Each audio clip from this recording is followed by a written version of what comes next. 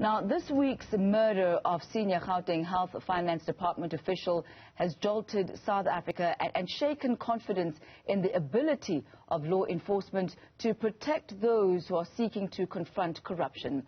Babita Deokaran's killing further threatens to scupper a complex case probing PPE procurement graft. Joining us now to discuss how South Africa can work to protect its whistleblowers, our former whistleblower at SAA and author Cynthia Stimpel, who will be joining us a little bit later on. She's also the author of Hi-Hackers on Board, as well as investigative journalist and author Mandy Weiner.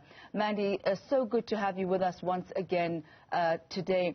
When we look at the situation of the murder of Ms. Deokaran, what does that say about the confidence that whistleblowers can have in knowing that should they speak up and do what is right, is the state, is there going to be any sort of body that's going to be able to protect them in this quest of trying to find justice and quote-unquote do the right thing? So unfortunately, the shooting of Babita Deokaran is a deterrent to whistleblowers. If somebody is looking at what's happened to her, they would think twice about whether or not they should come forward, whether or not they should speak up and push back against corruption. And we simply cannot have that in South Africa because corruption is such an enormous problem that we need to ensure that whistleblowers come forward, which means they need to be rewarded, they need to be protected. And unfortunately, there is not sufficient protection in South Africa for whistleblowers, and that's from every aspect. So if you look at the legislation, we've got the Protected Disclosures Act, which is inadequate in terms of protecting whistleblowers. It's very much a labor relations kind of act. And then there's just not sufficient security either. And that's the real worry, is that there is nowhere for whistleblowers to actually go in order to protect themselves. There's nowhere for them to be able to say, I need some kind of physical security, I need legal security. That is the issue here. And that's why I advocate for a Chapter 9 organization, a whistleblower house. We have to change the legislation because how many more people like Babita Deokaran need to die before something changes? Talk to us, Mandy, about the nature of the threats that whistleblowers tend to face. How prevalent are these type of incidences for those who are witnesses and are whistleblowers? So unfortunately, again, it's far too common. So according to a report that's coming out soon from the Global Initiative Against Transnational Organized Crime, targeted killings in South Africa, there were a total of 1,822 cases recorded in South Africa for the period between 2000 and 2020. And that's a really conservative number because it's very much an undercount where they're looking at media reports of cases that are actually reported in the media.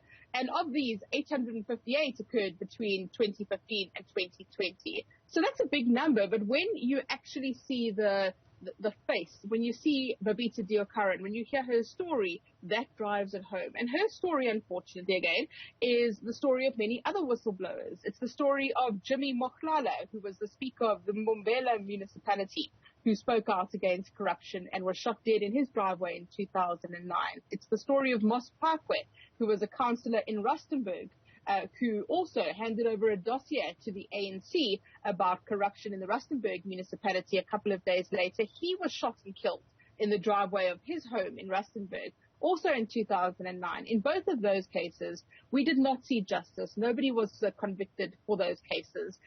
And that is really worrying because that happened 12 years ago, both of those cases. Babita Deokaran's family will look at that and say, well, was it worth it? And we have to make it worth it for whistleblowers to come forward. And where does this start, this sense of being able to protect whistleblowers? There is Ms. Deokaran's former colleague at the Department of Health who says that there were some senior officials who were harassing Ms. Deokaran, and those names of those officials are apparently known because she has spoken about them. But this ex-colleague says that even the HOD did not protect or give any sort of protection to Ms. Deokaran.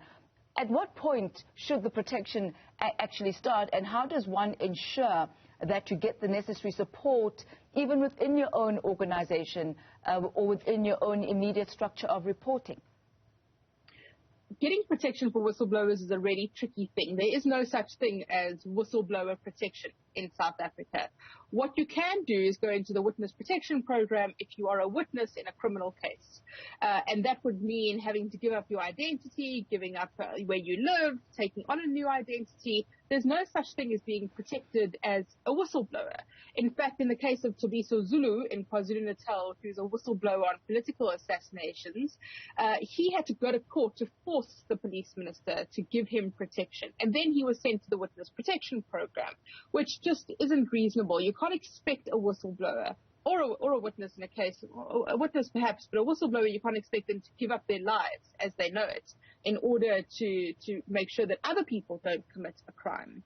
Which is why I say that there needs to be some kind of an organization that you can go to where they will provide you with security. And there needs to be some kind of change to the law. There needs to be legislation that comes in which is far more robust, which is far more adequate, which is designed to our unique situation in South Africa. And we need to make sure that whistleblowers are protected so that we don't see another Babita Deokaran happening again. Is this something perhaps that's being considered, Mandy? Are these type of conversations being had? Because it's all good and well retrospectively to laud her for her courage, to laud her for her integrity and the impact that she has had, because that's what's happening right now. But the truth is, it is too little, too late. Is there even an acknowledgement that such structures need to be put in place? Yes, which is encouraging. So the president has spoken about this extensively at the Zondo Commission.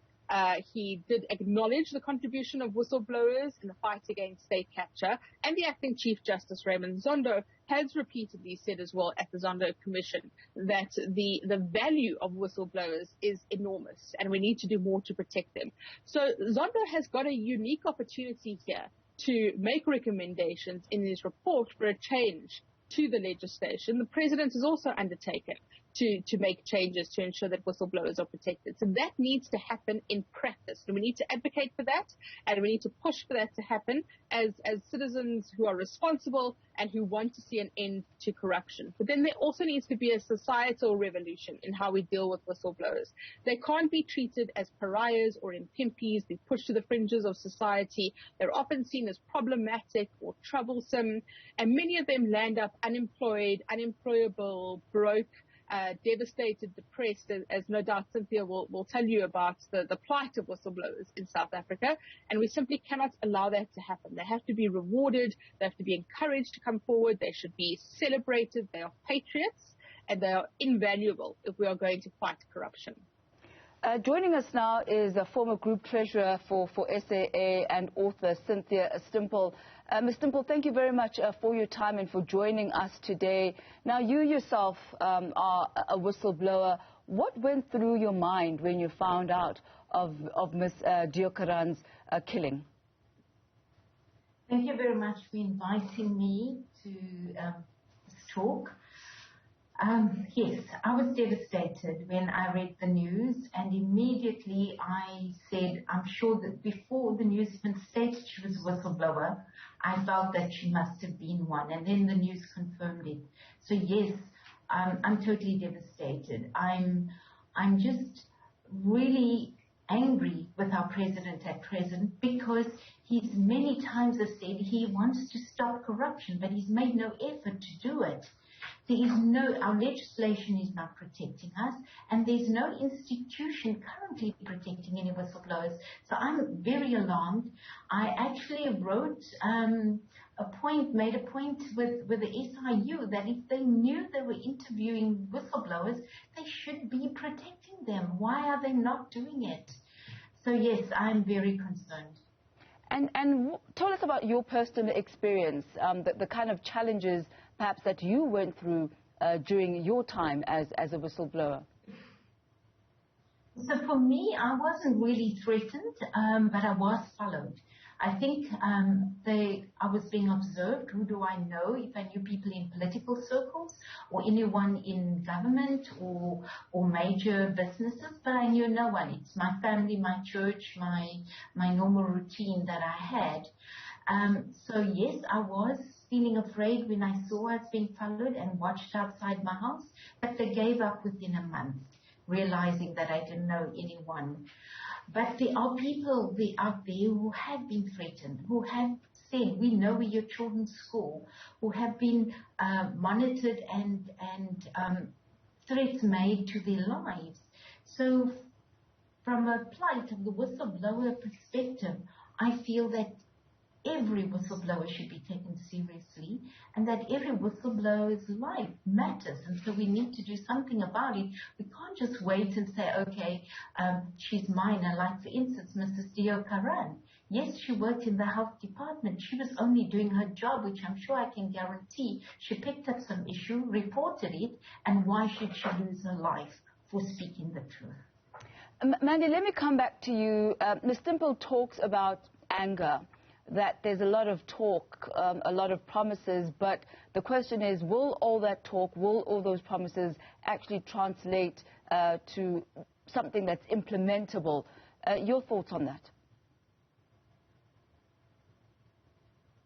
We have to see some kind of a practical implementation, because there can't be outrage. There's been outrage for a dozen years already, and we are dealing with such an endemic problem of corruption here that there has to be some kind of a change. Otherwise, we can't realistically expect the country to be able to deal with corruption. Very interestingly, last week, Corruption Watch released a report called South Africa Needs Clean Hands, in which it said that it had received more than 33,000 whistleblower reports between 2012 and 2020. And of these, 5,000 came from within local government. So that just shows how important it is to have whistleblowers who have some kind of inside knowledge, who can raise the alarm and say this is happening. Otherwise, they'll just run rampant. If people do not hold the line, if whistleblowers don't come forward, then there is no way we are going to be able to stop people from pillaging and from looting. And how do we stop them? It's by encouraging people to come forward, which means we need to reward them and we need to entice them. And that means a very practical change. So it has to happen. Government has to do something about this. We can't wait for another Babita Deokaran to happen. Well, thank you very much, Mandy Weiner, for your time and your insights this afternoon. But before I let you go, Ms. Stimpel, how has your life changed? What are the doors that are now open for you, maybe that were not open before, or what are the doors that are now closed to you because of you coming out as a whistleblower? Thank you for the question. So my major focus now is to make people aware of the plights and the rights of whistleblowers. So I'm working together with the Active Citizens Movement, whereby we're raising the plights of whistleblowers, raising the issues concerning our legislation so that our government starts acting on it, and then also to start holding people accountable. So that's my focus right now. From a whistleblower perspective, you asked me earlier what were my own experiences. Yes, you do suffer detriment of your occupation. So I lost my job, and it has been difficult. It's 5 years since the event that I still haven't been able to find employment, and hence had to reinvent myself and come up with my own employment. So for instance, I'm teaching yoga because I love it and decided I'm making it a career. I want to be able to use my skills as risk management and financial management, and I'm using it in boards because I feel we need more ethical boards. So those are probably the doors that's opened where I can then expand further in helping others to be more ethical. But we've seen and heard from Mandy Weiner, and just from our experience as a country, the depth of and the widespread fraud and corruption in our country. It's one person like me or a group of people like ACM or Corruption Watch or OUTA, civil society. We are too small to do something. Yes, we are. We're putting our shoulders to the wheel to try and make change, but we're going to need governments to push it and give the impetus. They cannot just talk and say we want to stop corruption and take no action. It's time for action now. And from my perspective, I feel that we all need to work together. We need to encourage people to speak out. If we want an ethical society of South Africans, we need to make sure that the playing fields are even and leveled out and safe for them. Ms. Cynthia Stimpel, thank you very much for talking to us this afternoon, for your courage and even the courage of being able to reinvent yourself. That's Cynthia Stimpel, whistleblower in the SAA case. Thank you very much for your time, as well as to Mandy Weiner.